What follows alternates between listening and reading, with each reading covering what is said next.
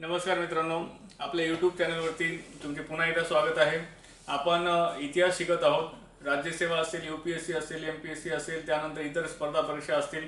या स्पर्धा परीक्षांमध्ये आवश्यक जो इतिहासाचा भाग आहे तो आपण आज नित्यनेमाने आपण शिकत असतो। मित्रांनो लक्षात घ्या, आपण प्राचीन कालखंड शिकलेला आहे, मध्ययुगीन कालखंडाला आपण प्रारंभ केलेला आहे आणि या मध्ययुगीन कालखंडाच्या प्रारंभामध्ये जे काही समजा छोटी छोटी राजघराणे आहेत त्याच्या संदर्भामध्ये आपण माहिती घेत आहोत।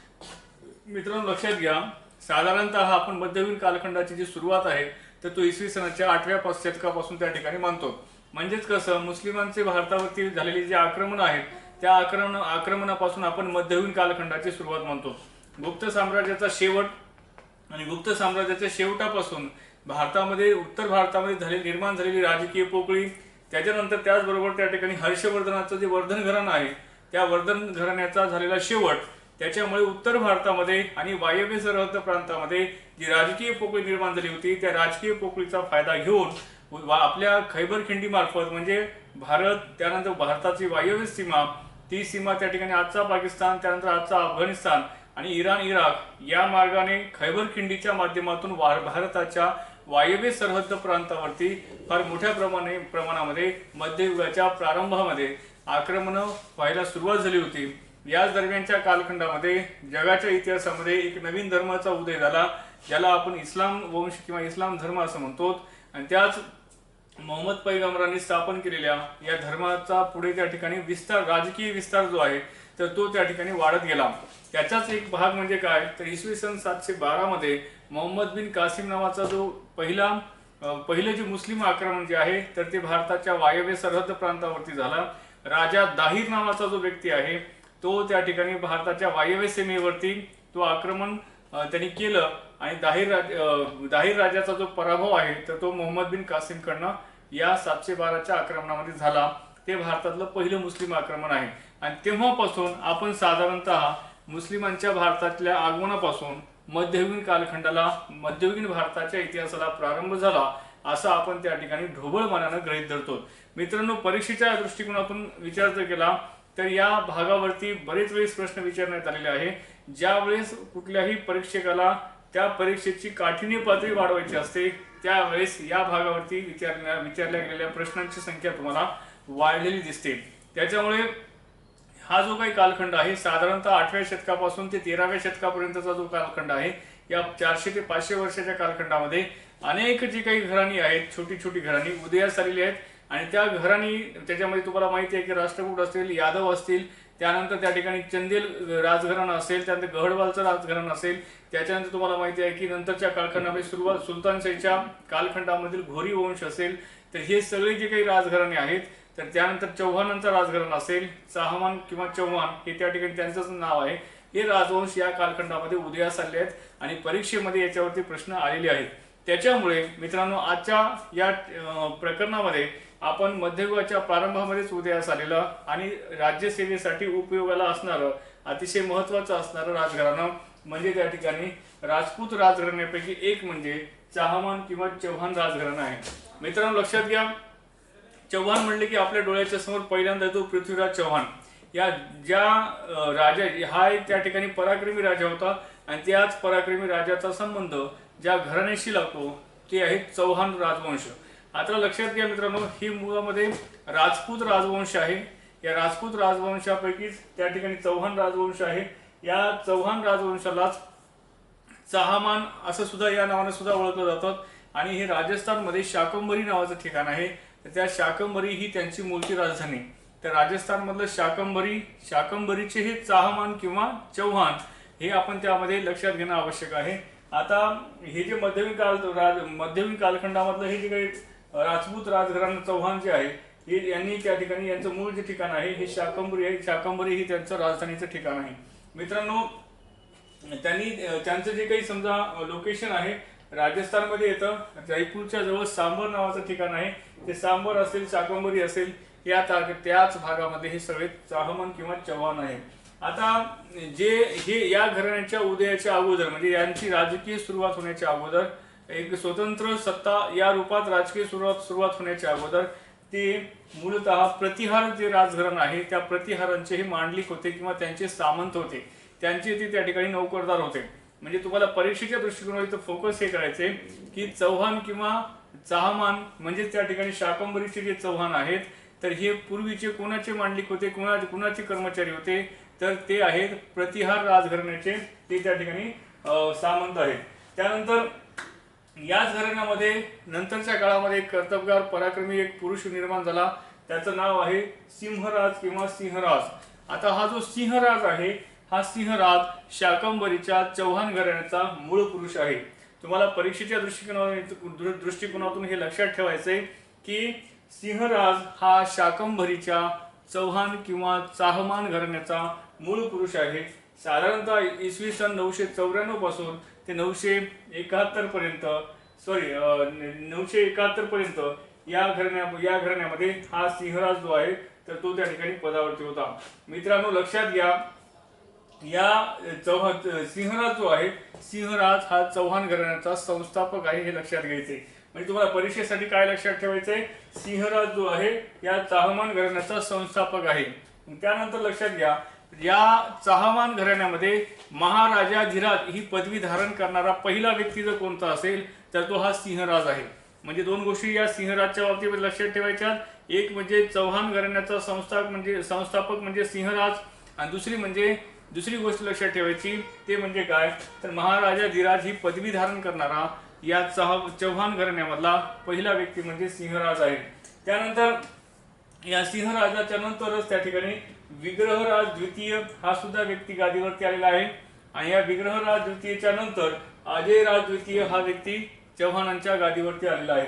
या अजयराजचं वैशिष्ट्य हे आहे की पहिलं जी राजधानी होती शाकंभरी त्याने त्या ठिकाणी ती राजधानी बदलून त्या राजधानी म्हणण्यापेक्षा अजयवेरू किंवा अजमेर या शहराची जी काही स्थापना आहे तर ती स्थापना करण्याचं काम जे आहे तर ते अजयराज द्वितीयने केलेलं आहे. आता लक्षात घ्या, याचं स्वतःचं नाव काय आहे, अजयराज. या शहराचं नाव काय ठेवलं त्यांनी, अजयमेरू, आणि जे आज काय म्हणून ओळखलं जातं, अजमेर. आता लक्षात घ्या, या अजमेर शहर कोणी वसवलं किंवा अजमेर शहराची स्थापना कोणी केली, असं ज्यावेळेस आपण प्रश्न पडतो त्यावेळेस त्या राजाचं नाव काय येणार, अजयराज द्वितीय. म्हणजे चव्हाण घराण्यामधला अजयराज द्वितीय नावाच्या व्यक्तीनं राजस्थानमध्ये अजमेर नावाचं जे शहर आहे तर ते शहर वसवलेलं आहे. दुसरी गोष्ट म्हणजे त्याच शहराचं जे पूर्वीचं नाव होतं ते अजयमेरू होतं, जे की आज त्या ठिकाणी अजमेर या नावानं ओळखलं जातं. मित्रांनो लक्षात घ्या, हे जे चव्हाण राजघराणा आहे या चव्हाण राजघराण्यामधलाच पुढचा जो काही महत्वाचा व्यक्ती आहे त्याचं नाव आहे विग्रहराज चतुर्थ, म्हणजे चौथा विग्रहराज. हा जो विग्रहराज आहे हा साधारणतः इसवी सन 1150 पासून ते 1164 पर्यंत म्हणजे जवळपास 14 वर्ष हा या घराण्याच्या राजपदावरती होता. आता याच्या वैशिष्ट्य हे आहे की या विग्रहराजने दिल्ली काबीज केलेले आहे. त्या दिल्लीलाच आपण इंद्रप्रस्थ असं म्हणतो. तर ते इंद्रप्रस्थ म्हणजेच दिल्ली काबीज करण्याचं एक महत्वाचं काम जर कोणी केलं असेल तर या विग्रहराजने केलेलं आहे, जो की या चव्हाण घराण्याचा महत्वाचा राजा आहे. दुसरी गोष्ट महत्वाची केली ते म्हणजे राजधानी जी आहे ही शाकंभरीहून त्यांनी अजमेर केली.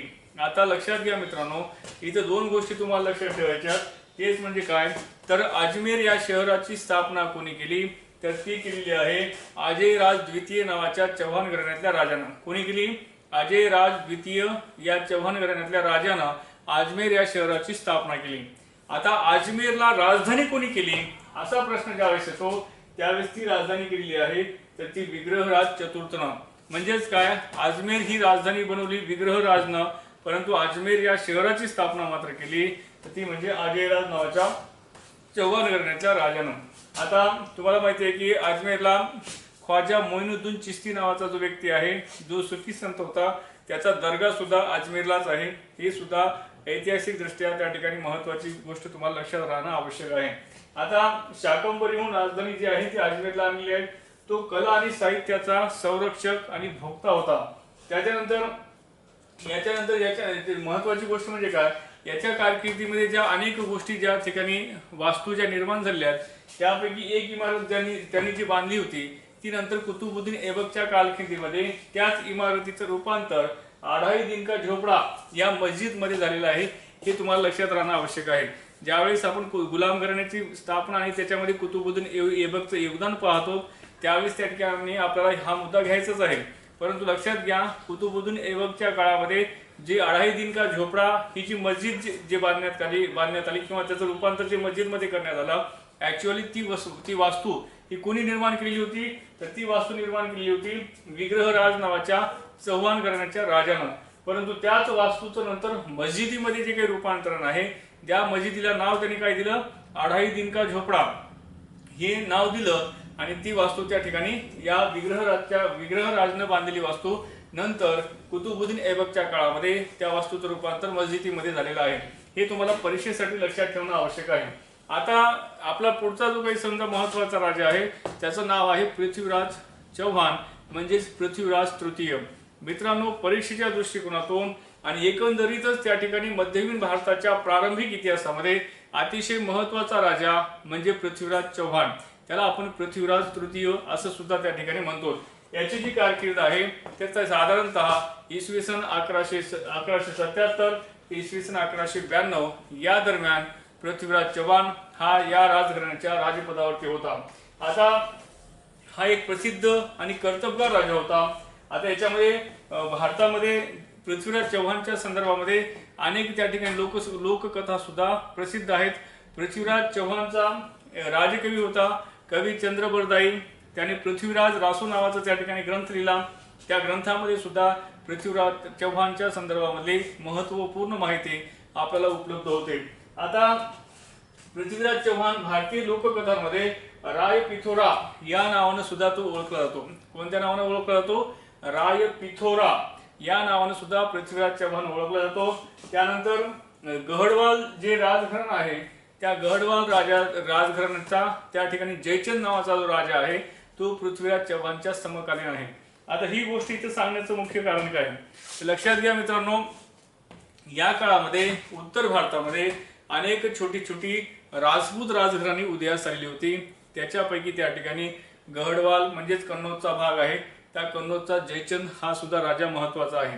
आता लक्षात घ्या, तो जो जयचंद होता त्या जयचंदची मुलगी म्हणजे संयोगिता. त्या संयोगिता म्हणजे ही जयचंदची मुलगी आणि पृथ्वीराज चव्हाण यांच्यामध्ये प्रेमसंबंध होते आणि याच्यामधून त्यांनी त्या ठिकाणी पलायन करून संयोगिता आणि पृथ्वीराज चव्हाण यांचा विवाह झालेला आहे. आता हा जो राग आहे हा राग पृथ्वीराज चव्हाणचे सासरे म्हणजे जयचंद यांच्यामध्ये फार तीव्र स्वरूपामध्ये होता आणि जयचंदनी वायव्य सरहद्द प्रांतावरती असणारा मोहम्मद घोरी जो आहे तर त्या मोहम्मद घोरीला दिल्लीवर आक्रमण करण्यास त्यांनी आमंत्रण दिलं. म्हणजे भारताच्या इतिहासामध्ये ज्या महत्वाच्या गोष्टी आहेत म्हणजेच काय, परकीयांना भारतामध्ये आक्रमण करण्यासाठी उचकावणं ज्याला म्हणतो किंवा आमंत्रण ज्याला म्हणतो हे देण्याचं काम प्राचीन कालखंडापासूनच भारतीय लोकांनी केलेलं आहे. जसं की त्या ठिकाणी प्राचीन कालखंडामध्ये अंबी नावाचा राजा होता आणि त्यानंतर पौरस नावाचा राजा होता. या दोघांमधल्या वैमनस्यावरून अंबी नावाच्या राजानं पौरसचा पराभव करण्यासाठी त्यानंतर जो सिकंदर द ग्रेट आहे ज्याला आपण अलेक्झांडर म्हणतो याला आमंत्रित केलं होतं. तसंच मध्ययुगीन भारताच्या इतिहासामध्ये पृथ्वीराज चव्हाणला संपवण्यासाठी कन्नौजच्या जयचंदाने मोहम्मद घोरीला आमंत्रण दिलेलं आहे. आता मोहम्मद घोरी हा आमंत्रित झाला आणि मोहम्मद घोरीनं पृथ्वीराज चव्हाणवरती आक्रमण केलेलं आहे.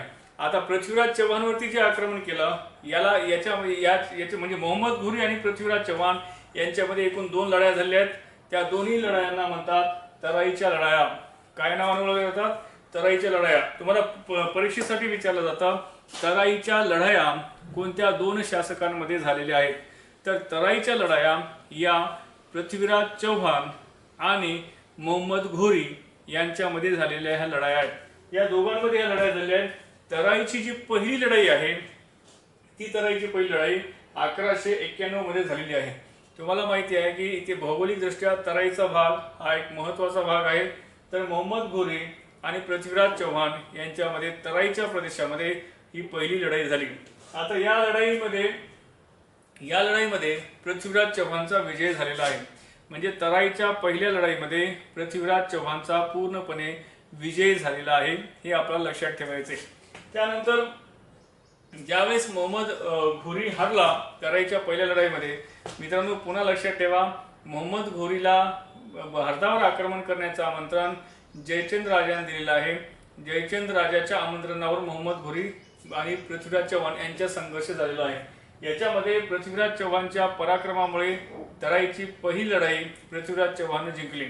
परंतु पृथ्वीराज चव्हाण लढाई जिंकल्याच्या नंतर गाफील राहिला आणि तो गाफील राहिल्यामुळे दुसरे लगेच त्या ठिकाणी आपल्या पराभवाचा बदला घेण्यासाठी मोहम्मद घोरीने पृथ्वीराज चव्हाणवरती दुसरं आक्रमण केलं तराईच्याच प्रदेशामध्ये. म्हणून 1192ला म्हणजे पहिली लढाई झाली 1191ला आणि लगेच पुढच्या वर्षी म्हणजेच 1192ला तराईची दुसरी लढाई झाली आणि दुसऱ्या लढाईमध्ये पृथ्वीराज चव्हाणची युद्धदृष्ट्या फार मोठ्या प्रमाणामध्ये हानी झाली. त्याला युद्धाविषयी कुठलीही तयारी करण्यासाठी वेळ न मिळाल्यामुळे अकस्मात झालेल्या आक्रमण परतून लावणं पृथ्वीराज चव्हाणला शक्य झालं नाही आणि या दुसऱ्या लढाईमध्ये पृथ्वीराज चव्हाणचा शेवट झालेला आहे. म्हणजे पहिल्या लढाईमध्ये पृथ्वीराज चव्हाणचा विजय झाला आणि तराईच्या दुसऱ्या लढाईमध्ये मोहम्मद घोरी विजय प्राप्त झालेला आहे. या मोहम्मद घोरीनं तराईच्या दुसऱ्या लढाईमध्ये मोहम्मद घोरी सोबत त्याचा एक निष्ठावंत गुलाम होता ज्याचं नाव होतं कुतुबुद्दीन ऐबक. कुतुबुद्दीन ऐबकनं मोहम्मद घोरीला फार मोठ्या प्रमाणामध्ये लष्करी सहाय्य केलं आणि त्याच्याच प्रयत्नामुळे त्या ठिकाणी तराईच्या दुसऱ्या लढाईमध्ये पृथ्वीराज चव्हाण संपलेला आहे. तर ऐतिहासिक दृष्ट्या आणि परीक्षेच्या दृष्टिकोनातून ही घटना भारताच्या इतिहासात फार महत्त्वपूर्ण झालेली आहे. कारण की वायव्य सरहद्द प्रांताकडनं जे उत्तर भारतावरती जे आक्रमण होत होती याला फार मोठं थोपवण्याचं काम पृथ्वीराज चव्हाणनं केलेलं होतं. परंतु पृथ्वीराज चव्हाण संपल्यामुळे नंतर वायव्य सरहद्द प्रांताकडून होणारी जी आक्रमणं आहेत तर ती आक्रमणं नंतर कंटिन्यू होत गेली आणि भारताच्या नंतरचा राजकीय इतिहास हा पूर्णपणे बदललेला आहे. मित्रांनो लक्षात घ्या, याच्यामध्ये दुसरी परीक्षेच्या दृष्टिकोनातून लक्षात ठेवायचं तुम्हाला ते म्हणजे काय तर पृथ्वीराज चव्हाणच्या दरबारामध्ये दोन महत्त्वाचे कवी होते. एक म्हणजे चंद बरदाई. हा जो चंद बरदाई एक कवी होता आणि दुसरा होता जयनका. चंद्र बरदाई नावाचा जो कवी होता त्याने पृथ्वीराज रासो नावाचं काव्य लिहिलं आणि त्याच्यानंतर जयनका नावाच्या कवीनं पृथ्वीराज विजय नावाचा ग्रंथ लिहिला. या दोन्हीमध्ये सुद्धा पृथ्वीराजच्या संदर्भामध्ये फार स्तुतीपर त्या ठिकाणी कवनं आपल्याला पाहायला मिळतात. तर ही इतिहासातली महत्त्वाची घटना आहे. या पृथ्वीराज चव्हाणच्या नंतर जे चव्हाण राजघराणं आहे याला उतरती काळ लागलेली आहे आणि ते चव्हाण राजघराणं इतिहासामध्ये अल्प काळामध्ये त्या ठिकाणी संपलं आहे. आता या पृथ्वीराज चव्हाणच्या नंतर हरिराजा नावाचा त्या ठिकाणी एक व्यक्ती अजमेरच्या गादीवरती बसलेला आहे. आता एक लक्षात घ्या, 1193 पासून ते 1194 पर्यंत म्हणजे 1192ला पृथ्वीराज चव्हाण संपला आणि नंतरच्या लगेच पुढच्या वर्षी हरी नावाचा जो राजा आहे तो अजमेरच्या गादीवरती बसलेला आहे. आता या तराईच्या जे दुसऱ्या युद्धामध्ये जे पृथ्वीराज चव्हाण संपलेला होता त्याचा मुलगा होता एक गोविंद नावाचा. तर या गोविंदला, तो अल्पवयीन होता, त्या गोविंदला त्या मोहम्मद घोरीनं अजमेरचा जहागीरदार बनवलं आणि ते जहागीरदार बनवलं आणि या गोविंदनं मोहम्मद घोरीचं आधिपत्य मान्य केलं. आता लक्षात घ्या, मोहम्मद घोरीचं आधिपत्य म्हणजे एका मुस्लिम शासकाचं आधिपत्य मान्य केलं म्हणून गोविंदला विरोध केला त्याच्याच काकानी म्हणजे पृथ्वीराज चव्हाणच्या भावाने, ज्याचं नाव होतं हरी. आता त्याच्यामुळे काय झालं की या गोविंदनं त्या ठिकाणी या मुस्लिमांचं आक्रमण म्हणजे आधिपत्य मान्य केल्यामुळे या गोविंदला हटवण्याचं काम कोणी केलेलं आहे, हरी नावाच्या राजाने केलं आणि अजमेर त्यांनी पुन्हा एकदा मिळवलेलं आहे. आता हे जे आहे तो गोविंद तिथून त्याची हकालपट्टी केल्यामुळे तो पुन्हा राजस्थानमध्ये रणथंबोर नावाच्या ठिकाणी गेला. त्या रणथंबोरला चव्हाण घराण्याच्या एका दुसऱ्या शाखेची त्यांनी स्थापना केली. आता मूळ मुद्दा तुम्हाला इथं हे सांगायचंय मला की शाकंभरीचे चव्हाण आणि रणथंबोरचे चव्हाण हे दोन्ही एकाच घराण्याचे त्या ठिकाणी बीज आहेत. आता मित्रांनो लक्षात घ्या की हे जे हरी नावाचा जो राजा होता त्याने गोविंदला पदावरून हटवून त्याने अजमेर पटकवलेलं होतं. परंतु कुतुबुद्दीन ऐबक नंतर जो गुलाम घराण्याचा संस्थापक बनला त्या कुतुबुद्दीन ऐबकनं अजमेरवरती आक्रमण केलं आणि जो चव्हाण वंशज होता अजमेरचा तो त्यांनी संपवलेला आहे. आणि रणथंबोरची जी शाखा आहे जिथं त्या ठिकाणी गोविंदनं आपलं राजघराणं स्थापन केलं होतं तर त्या रणथंबोरच्या शाखेचा शेवट नंतर अल्लाउद्दीन खिलजीनं केलेला आहे.